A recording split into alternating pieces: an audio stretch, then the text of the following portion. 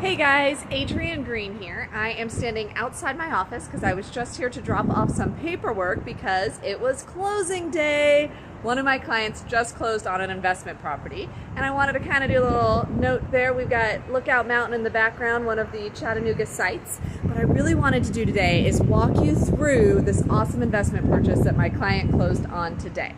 So, first, this is a single family house, 3-bedroom, 1.5 bath in the Avondale neighborhood.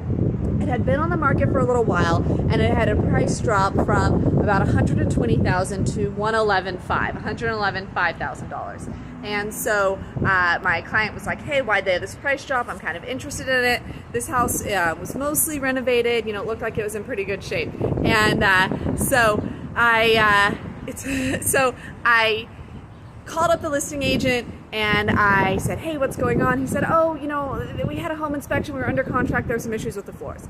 I went and toured the house, did some photos and videos for my client. He liked it. We went under contract at list price. Okay.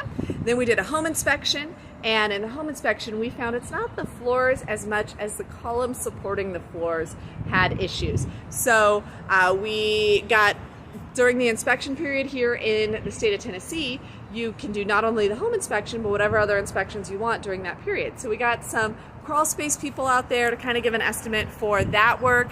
And based on that estimate, we went back to the listing agent and said, hey, we want to get this house, but we'd like a little bit of help with the cost it's going to take to do the work that these columns for the floors needed.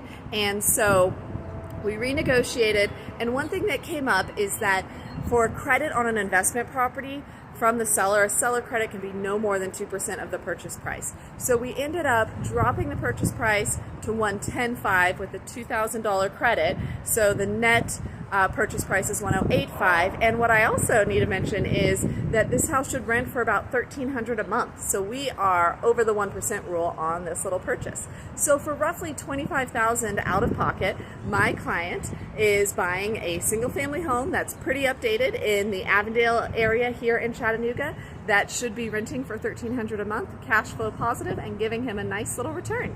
If you're interested in learning more about investing in the Chattanooga market, give me a call or reach out. All my contact information is here. And if you're watching this on YouTube, please make sure to thumbs up if the video was helpful and subscribe to the channel. Thank you guys so much. Adrienne Green.